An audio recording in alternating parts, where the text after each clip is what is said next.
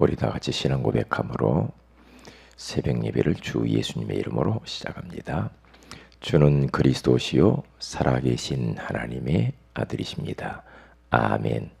전능하신 하나님 아버지, 한 주간을 출발하는 월요일 새벽을 깨우게 하시니 감사합니다. 지금 세계는 위기를 맞이했고 또한 교회가 위기가 당하여서 많은 성도들이 교회를 통하여서 답을 얻지 못하고 방황하며, 뿐만 아니라 답이 없는 성도들은 그저 교회를 그만두지 못하고 포장하고 교회에 와서 앉아 있으므로 그것을 보는 우리 후대들이 교회를 떠나가고 있는 이때, 오늘 우리 교회를 통하여서 위기 가운데 빠진 교회와 세계를 살릴 수 있도록 우리에게 성령으로 충만하게 하시고, 더욱 우리의 삶 속에서 복음을 누리며 복음을 전달하는 전도자의 삶을 사실적으로 살 수 있도록 역사하여 주옵소서. 주 예수님의 이름으로 기도합니다. 아멘. 찬송가 210장입니다.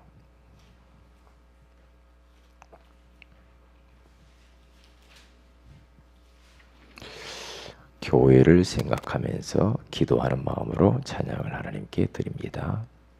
210장. 시온성과 같은 교회, 그의 영광 하나 없다. 허락하신 말씀대로 주가 친히 세웠다. 반석 위에 세운 교회, 흔들 자가 누구랴. 모든 원수 예워사도 아무 근심 없도다. 생명샘이 솟아나와 모든 성도 마시니 언제든지 흘러 넘쳐 부족함이 없도다. 이런 물이 흘러가니 목마를 자 누구랴. 주의 은혜 풍족하여 넘치고도 넘친다. 주의 은혜 내가 받아 시온 백성 되는 때, 세상 사람 비방해도 주를 찬송하리라. 세상 헛된 모든 영광 아침 안개 같으나 주의 자녀 받을 복은 영원 무궁하도다. 아멘.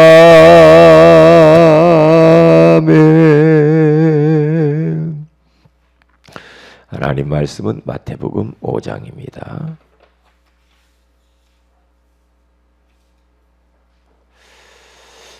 우리 13절에서 16절 같이 한번 합독하도록 합니다. 마태복음 5장 13절에서 16절입니다. 시작. 너희는 세상의 소금이니 소금이 만일 그 맛을 잃으면 무엇으로 짜게 하리요? 후에는 아무 쓸데없어 다만 밖에 버려져 사람에게 밟힐 뿐이니라. 너희는 세상의 빛이라.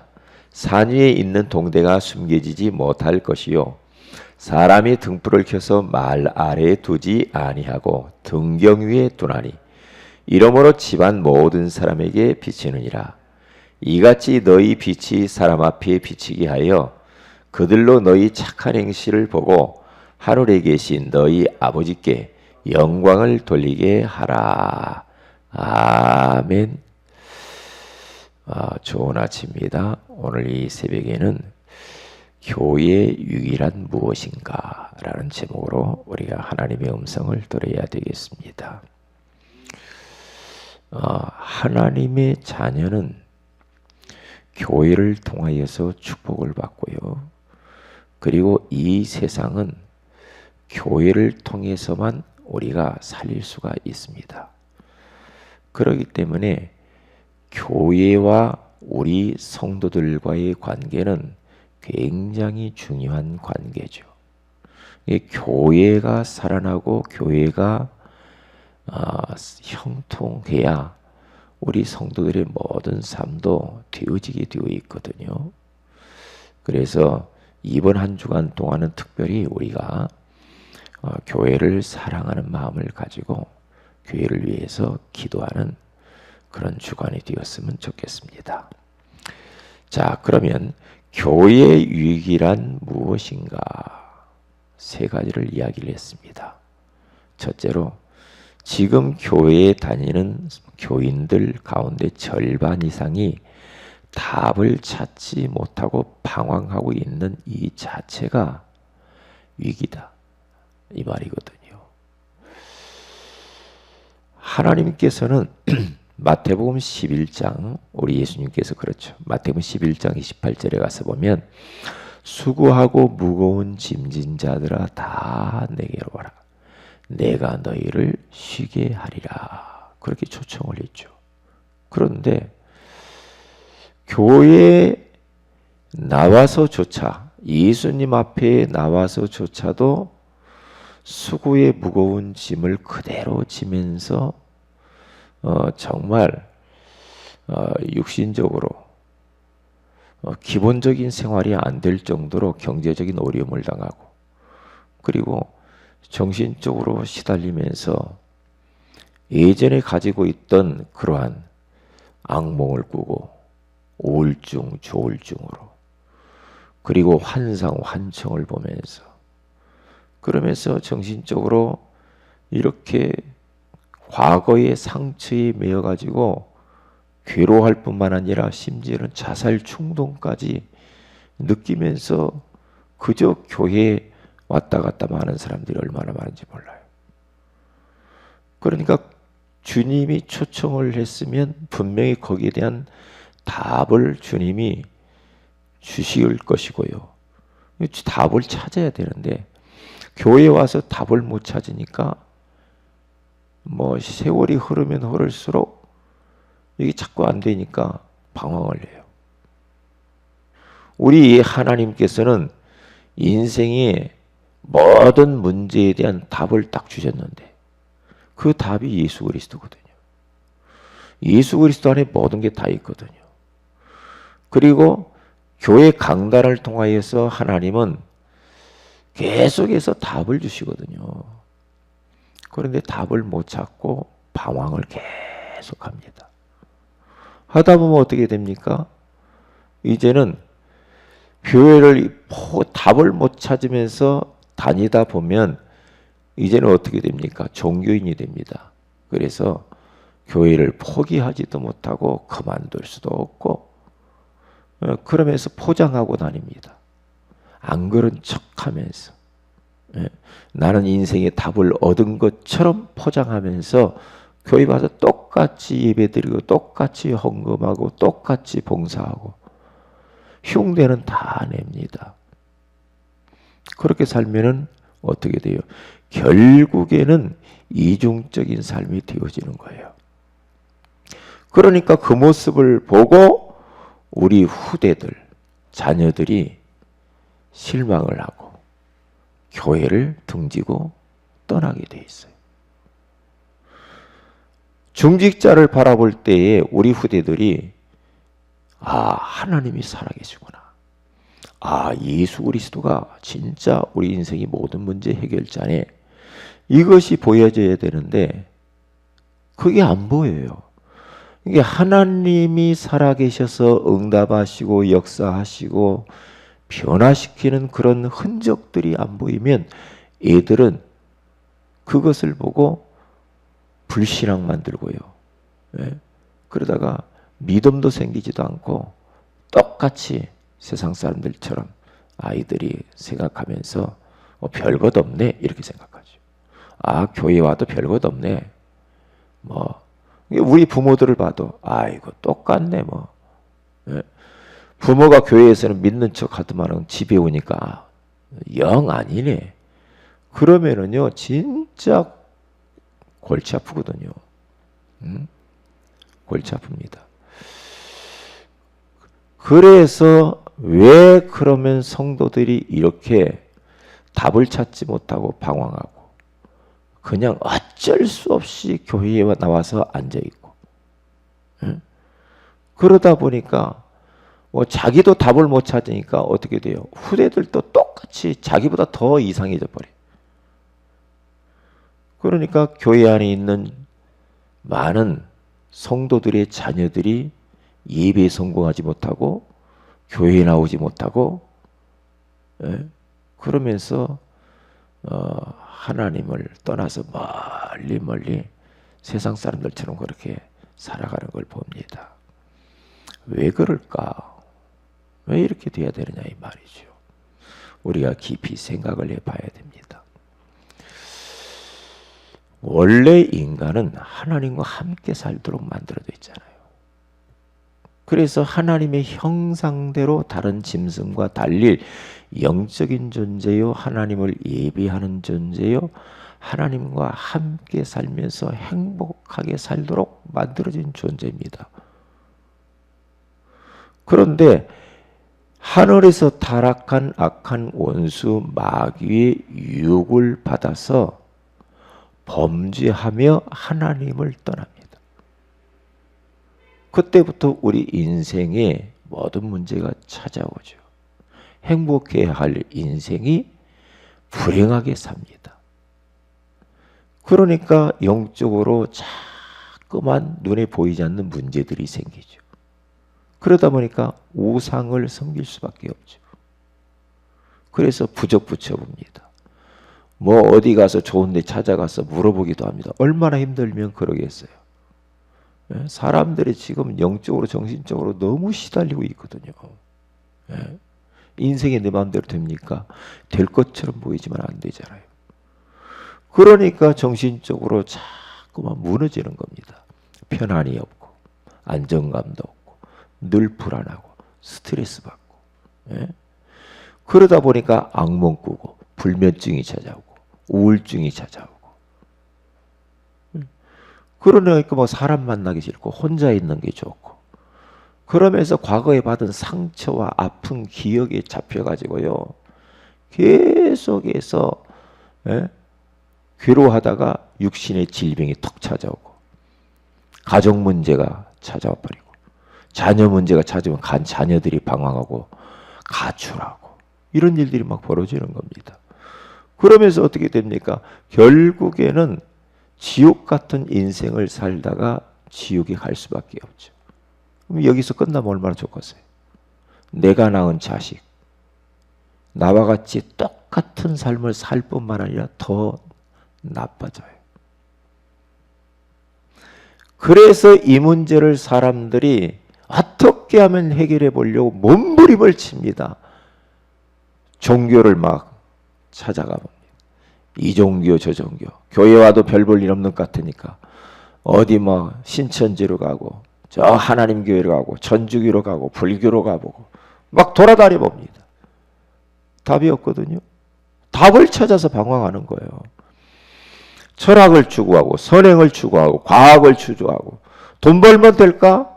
그래서 막 돈 벌으려고 또 어디 막 다단계 단체에 가서 한번 그냥 벌어보려고 눈에 불을 켜고 젊은이들이 한탕주의로 빠져가지고 그래서 또 뭐 복권이나 사보면 복권에 한번 내가 돈을 한몫에 벌어보겠다면서 허황된 꿈을 꾸고 사람들이 살아갑니다. 됩니까? 안 되죠. 안 되죠.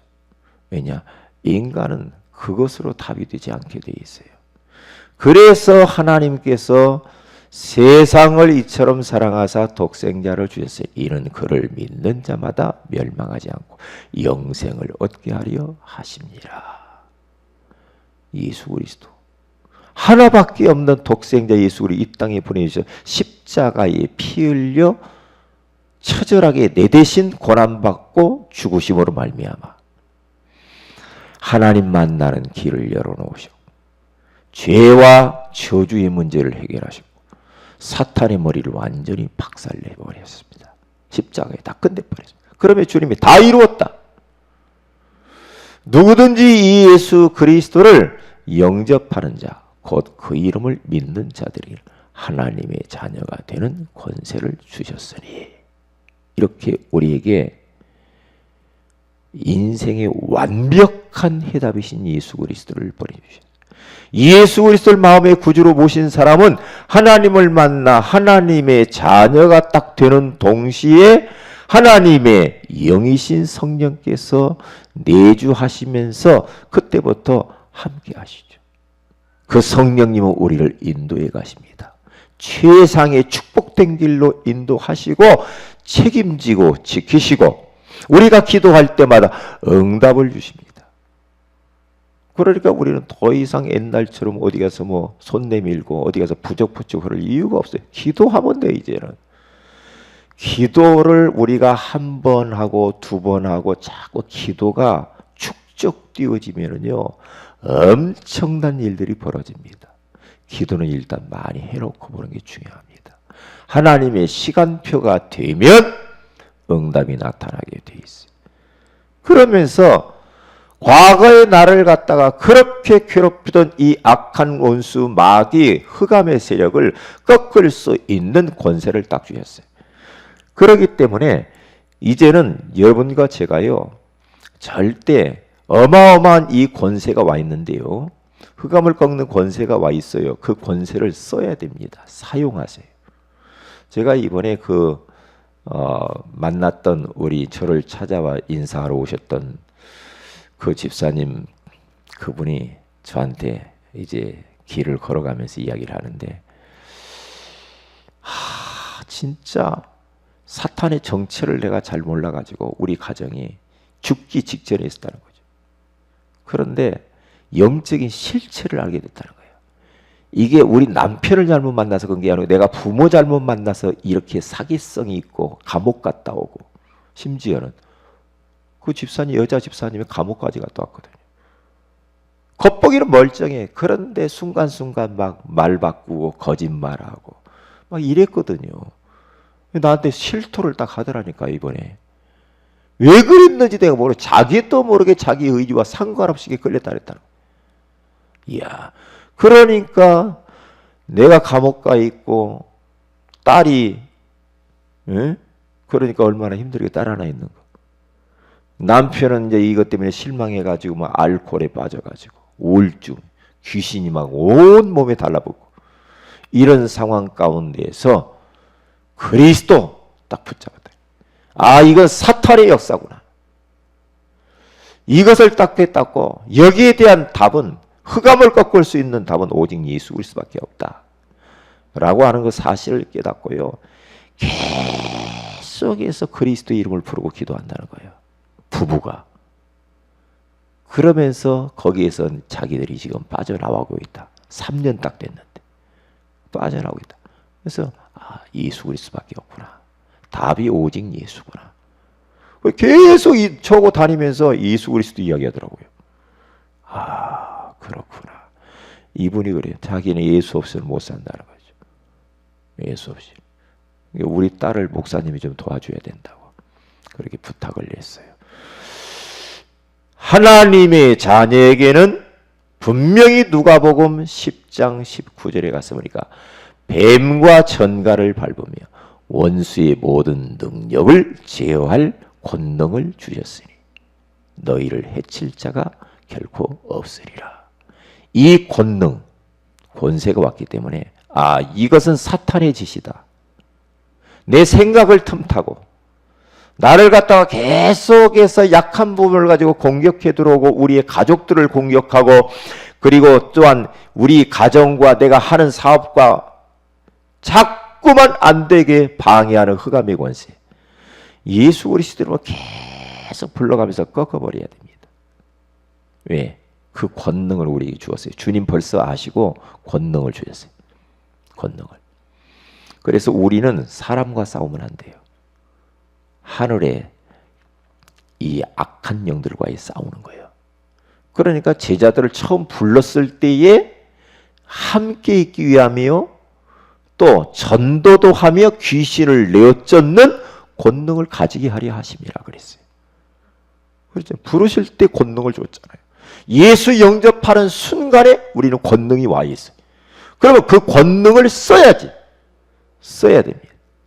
써야 돼요. 왜 이렇게 자꾸만 돈을 빚지는 사람이 있죠? 별로 잘못한 것도 없는데 돈을 자꾸 빚죠. 경제 규모도 없고 자꾸만 그런 사람이. 그게 바로 채무의 영입니다. 악한 영이 그렇게 만드는 겁니다. 이게 돈이 모아지질 않아. 뭔가 자꾸만 돈이 모자라. 항상 돈 때문에 끌려다녀. 돈은 버는데 돈이 없어. 채무의 영 예수 없으면 결박을 받을지어다. 가정이 자꾸만 분리가 돼. 가정이 막 깨져. 나누어져. 요게 분리의 영이요. 예수 그리스도 이름으로 떠나갈지어다. 하나 되지 못하게 하라. 하나 되는 것은 성령의 역사예요. 나누어지게 하는 것은 어떤 명목으로든지 간에 그건 사탄의 역사입니다. 남북한이 나누어지려고 하는 거, 나누어진 거 사탄의 역사. 동서 갈등들 다 문제예요. 정치인들 하는 거예요. 자꾸만 나누어지려고 해요. 사탄의 역사예요. 아무리 말을 해도 못 알아들어요. 왜 그래요? 귀신이 역사해서 그래요. 왜 흑암을 꺾어버려야 돼. 하나 되지 못하게 하는 흑암의 권세가 예수 이름 무너질지어다. 자꾸만 악몽을 꿔. 예수 이름으로 따라갈지어다. 귀신이 막 보여. 예수 이름으로 따라갈지어다. 우리 자녀가 계속해서 방황을 해. 예수 그리스도로 따라갈지어다. 그래서 영적 싸움을 본격적으로 해야 됩니다. 본격적으로 해야 돼요. 그러면서 어떻게 합니까? 천국 그러면은 배경을 누리면서 천국의 시민권을 획득할 뿐만 아니라 현장에 주어져 가는 귀한 영혼들을 살리는 세계복음화의 엄청난 축복을 우리에게 주신 겁니다. 그래서 그리스도가 답입니다. 이렇게 그를 통해서 하나님 자녀가 된 사람은 매주마다 강단을 통해서 답이 나오게 돼 있어요. 답을 찾아야 돼. 그런데 마태복음 13장에 가서 보면은 거기에 씨 뿌리는 농부에 대해서 비유가 나와요. 왜 교회 와서 사람들이 말씀이 안 들릴까? 왜 답을 찾지 못할까? 그러면 흉내만 내고 와서 앉아있단 말이죠. 왜 그럴까? 거기 씨 뿌린 농부의 비유를 보면요. 사람이 네 종류가 있고 마음이 네 종류의 마음이 나와요. 왜 그럴까? 씨를 뿌린단 말이에요. 농부가. 그 씨는 말씀을 말하는 거예요. 강단에서 말씀이 뿌려지잖아요. 그런데 앉아있는 성도들은 네 가지 마음이 있고 네 가지 사람이 있다는 거예요. 어떤 사람? 길가밭과 같은 마음을 가진 사람이 있어요. 씨를 뿌리면 길가에도 떨어져요. 길가에 떨어지면 어떻게 됩니까? 계속해서 길가는 사람들이 지나다니고 자동차가 다니고 하니까 단단하게 굳어져 있잖아요. 그 사람 보고 어떤 사람이라고 그래요. 그러니까 씨가 땅으로 파고들어도 못 들어가니까 새들이 와서 쪼아먹었다. 이 새는 뭘 말해요? 사탄을 말하는 거예요. 이 말은 뭔 말이에요? 하나님의 말씀을 와서 듣는다고 와서 앉아있는데 말씀이 전혀 안 들리고 깨달아지지 않는 거예요. 저게 뭔 말이요? 깨닫지 못하는 자니 새들이 와서 쪼가먹는 거예요. 새는 뭡니까? 사탄을 이야기하고 악한 자라고 말을 해요. 다 쪼아먹어. 이게 말씀 안 들리고 졸고 잠자고, 그건요 완전히 사탄의 역사거든. 우리가 어쩌다가 막 피곤해가지고 그럴 수는 있지만은 자꾸 그러면 사탄이 말씀 다 쪼아먹어 버리는 겁니다. 그러면 인생 방황하게 돼 있어요. 왜? 강단을 통하여 답을 찾은 답을 못 찾죠. 말씀을 통하여 답을 찾아야 되네요. 답이 없죠. 그러면요. 그럼 어떤 분 밭이 있습니까? 돌짝밭과 같은 게 돌짝밭. 돌짝밭 생각해 보세요. 돌짝밭에 씨가 떨어졌다. 그러면 뭔가 조금 들어가는 것 같아. 그런데 뿌리를 깊이 못 내려. 그러면 해가 도자. 해가 되면 바짝 말라버려. 예, 뿌리가 깊지 못하니까 햇볕을 못 견뎌요. 예? 이 말은 뭡니까? 다른 말이 아니죠. 이거는 말씀을 듣기는 들어요. 말씀 막 듣고 즉시 기쁨으로 받되 그래요. 그런데 뿌리가 깊지 않아. 사람들 그런 정도 있다니까요. 막 큰일 날 것 같아. 막 너무 좋아. 그런데 금방 또 내일이면 이상하게 달라져. 말씀 잃어버리고. 그런 사람들. 환난과 박해 오면 그냥 무너져 버리고 흔들리고. 이런 사람이 있어요. 가시떨기 밭에 뿌려진 씨가 있어요. 그러면 어떻게 됩니까? 기운을 다 빼앗아 먹어요. 기운을 막아. 세상의 염려와 그리고 물질의 유혹과 여러 가지 그러한 이 삶의 문제들 때문에 어떻게 해요? 흔들려. 그럼 어떻게 됩니까? 가시떨기에 다 기운이 막혀가지고 결실을 못해. 그런데 마지막 밭이 있어요. 그게 좋은 땅에 뿌려진 밭. 그 밭에는 씨를 딱 뿌렸는데, 말씀이 뿌렸는데 그 말씀을 아멘으로 딱 받으면서 그 말씀이 자꾸만 깨달아지는 거예요. 답을 얻었네. 오늘 또 기도 제목을 찾아서 내가 어떻게 살아야 될 것인가를 알았어. 내가 어떻게 결정해야 될 것인가를 알았어. 말씀이 깨달아지는 사람이에요. 즉 말씀이 깨달아지고 순종하고 그 말씀을 적용하며 사는 사람. 이 사람은 어떻게 됩니까? 30배, 60배, 100배를 결실하느니라. 그렇게 말을 하고 있어요. 이게 이제 좋은 땅에 뿌려진 사람. 그래서 우리는 기도해야 돼. 기도해야 돼. 왜냐?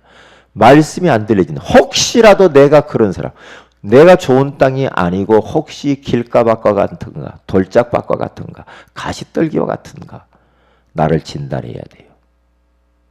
이게 잘 말씀이 안 들리고 답이 안 되고 그러면은요, 이건 사탄의 역사예요. 예수 이름으로 몰아내야 돼. 꺾어버려야 돼.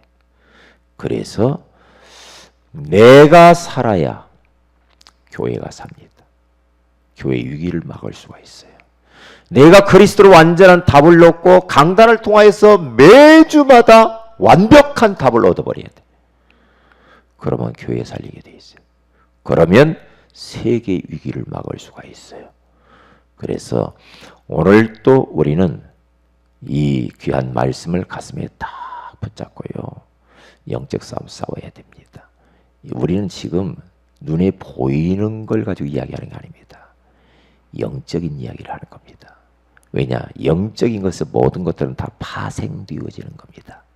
그래서 영혼이 잘 돼야 됩니다. 근데 사람들은 육신적인 것만 잘 되보려고 몸부림을 칩니다. 안 됩니다. 영혼이, 사랑하는 자여 내 영혼이 잘된 같이 내가 범사가 잘되고 강건하기를 내가 간구하노라. 요한 3서 1장 2절 말씀. 그래서 오늘 또 내가 살고 그리고 내가 하는 일이 형통케 되어지는 하루가 되면서 정말로 나를 살리고 교회를 살리고 세계를 살리는 여러분들 되시기를 주의 이름으로 축복을 드립니다. 기도합니다. 하나님, 오늘 또 우리에게 복음으로만 교회 위기를 막을 수 있다라고 말씀해 주시니 감사합니다. 예수 그리스도 그분은 우리의 완전한 해답이요. 강단을 통해서 선포되어지는 말씀을 통하여서 완전 답을 얻게 하여 주셔서 나를 살리고 교회를 살리고 세계를 살리게 하옵소서. 주 예수님의 이름으로 기도합니다. 아멘. 기도하십시다.